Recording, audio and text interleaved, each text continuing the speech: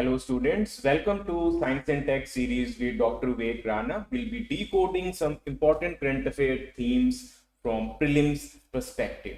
So for a start, topic for today's discussion is from biotech, or you could say medicine or health section. We'll be decoding the oxytocin controversy.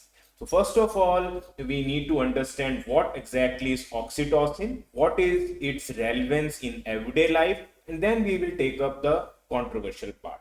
So why we are taking up this theme? Because 3 weeks ago, Delhi High Court has strictly once again emphasized that oxytocin cannot be used in dairy animals. It amounts to animal cruelty, because we all know India is quite sensitive about animal rights, and under Prevention of Animal Cruelty Act 1960, such type of activities are strictly prohibited. So once again, we have seen in 2018 this topic had snowballed into a lot of controversial domains, but this time it's once again related to dairy animals. So what exactly is oxytocin? So first of all, when you go through your NCERT, specifically biology themes, there's a chapter called human physiology and chemical coordination, to be more precise. In those themes, you come across various hormones in human body. Like you must have come across the growth hormone or somatotropin, insulin, or the testosterone, progesterone. So all these are various examples of hormones. So oxytocin is also a hormone which is naturally secreted in human body, and it plays quite important role in reproductive system. So here you need to understand, whenever you are decoding any hormone, the first basic part is which part is exactly secreting this hormone, because we all know when we compare enzymes and hormones, enzymes are secreted by exocrine glands, whereas these hormones are secreted by endocrine glands, which are commonly the ductless glands. So in this case, the hormone is secreted by posterior lobe of pituitary. You don't need to dwell into the two specific of anterior or posterior. You can just mug it up that it's the pituitary gland in brain, because pituitary gland is attached to hypothalamus, which has reputation of being real master gland of the body, which coordinates the hormone secretion. And eventually this hormone plays a vital role in human physiology. Now this hormone is commonly known as love hormone because it is released during social bonding, or you could say sexual activity, but the primary role of oxytocin is associated with childbirth, because during childbirth, to be more precise, during labor pains, female require uterine contraction, which this hormone provides. So it's in medical parlance, this hormone, while injected through injection during labor pains, is quite important one. So you cannot just outrightly ban this use of oxytocin in some cases, because we need it for healthcare. Now, apart from the uterine contraction part, it also plays role in milk ejection, because you need to understand that the prolactin is the main hormone which secrete milks from mammary glands, whereas oxytocin helps in ejection of milk.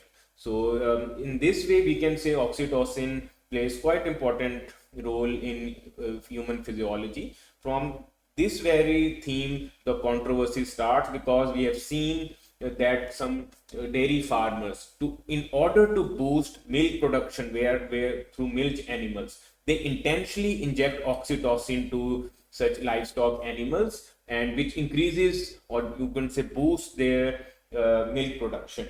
So mainly the farmers or dairy workers are using this hormone for a use which is not scientifically sanctioned, because it's not advisable to torture to animal to just for economic reason. And also it has been linked that a lot of animals who are being frequently injected with oxytocin, generally they get barren sooner than their normal time, and also which can result in their early death. This was the reason which in 2018 also that government took a bold stand to ban the private players outrightly who are producing oxytocin, and to be just let government agencies regulate it.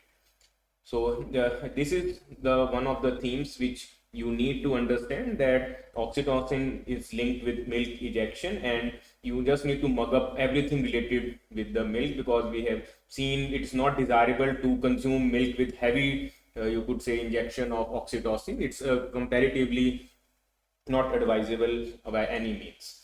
The second controversy, which was in news in 2018, we are also once again refreshing your memory, that lot of farmers started using oxytocin for another, you could say, economic angle, that was mainly to increase size of vegetables. So once again, once you inject these hormones during the growth phase, they accidentally tend to increase the size of vegetables or fruits, which in direct way once again results in economic gains. So once again, this was totally unacceptable, because we are recently fresh from that controversy of using acetylene in for artificial ripening of fruits, especially mango, because this is the mango season. So this was similar kind of controversy in 2018, where once again court had to step in and regulate its use. And the third controversy, which was also linked with oxytocin during that time, was that this hormone was being misused in human trafficking, especially for breast enlargement as well as for inducing early puberty in girls, mainly for human trafficking, or you could say for immoral activities. So in that case, once again, court had to re-emphasize that we need to regulate this hormone. Ideally, it should only be restricted to medical or physiological functions. When we tend to use such things for some other purpose, they tend to backfire and results in unwarranted controversy. And anything which is critical for the medical system, if comes in controversy, it creates distrust as well as regulatory challenges. So currently we have legislations to regulate drugs, especially we have the Specific Drug and Cosmetic Act of 1940, which covers such chemicals. And apart from that, just we have highlighted in an earlier phase that Prevention of Cruelty Act more or less protects animal right as well. And with progressive Supreme Court judgments, we have once again reinstated that right to life is just not limited to human beings, it also covers the animal species. So I hope now you are a little bit clear what exactly is oxytocin and why its use should be regulated, especially in dairy animals. So once you are covering such themes, make sure you just do a 360-degree review of all the associated themes which you need to cover, specifically just like the milk. In milk, you should be clear what exactly is the milk sugar. Like milk sugar is lactose. Coming to the protein part of milk, it is referred as casein, because milk has a reputation of being balanced diet. It's not only rich in carbohydrate, fats, protein, it's also rich in minerals like calcium, phosphorus, which are required for healthy bones and teeth. Then you should be absolutely clear about enzymes and hormone difference. Just to sum it up, we can say that enzymes are produced by exocrine glands, whereas hormones are produced by endocrine glands. Enzymes are always protein in nature, whereas hormones, they can be protein, they can be steroidal, or they can be phenolic. That's a separate story, that the hormone which we are covering is also happens to be a peptide hormone. It is mainly formed of amino acids. But if you cover the testosterone or progesterone, they are steroidal in nature. Thyroxine happens to be a phenolic hormone. So we can say that extreme statement, all enzymes are proteins, holds ground. If we say that statement for hormone, it does not sound technically correct, because hormones are variable in nature. And one more clear-cut difference which differentiates enzymes and hormone is that enzymes are act at the site of their secretion, whereas hormones are chemical messengers which act site of secretion, and their operation site are different. Like in this case, we have seen that oxytocin was being released in brain, mainly close to hypothalamus, but its functioning was more or less related to mammary glands, or you could say uterine contraction in reproductive system. So once again, it is clear that they are released directly into blood without any ducts, and produce their localized action at some distant site. Also, you need to just brush up your chemical coordination part, because in some of the hormones, the hyposecretion and hypersecretion at times results in deficiency disorders, which is are to be covered in your static lectures.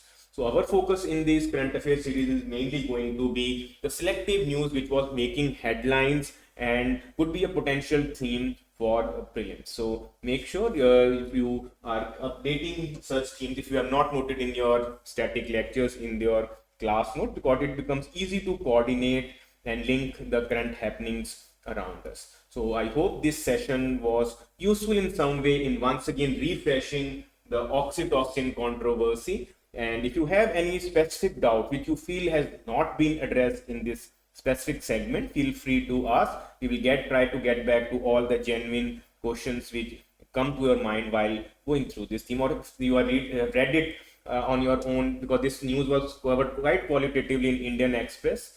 So if you are having any difficulty in understanding any of the statements written in that news, feel free to connect. We'll be ready to guide you in your quest to crack civil services. Thank you very much. We'll be back shortly with another such updates on science or environment. Have a nice day.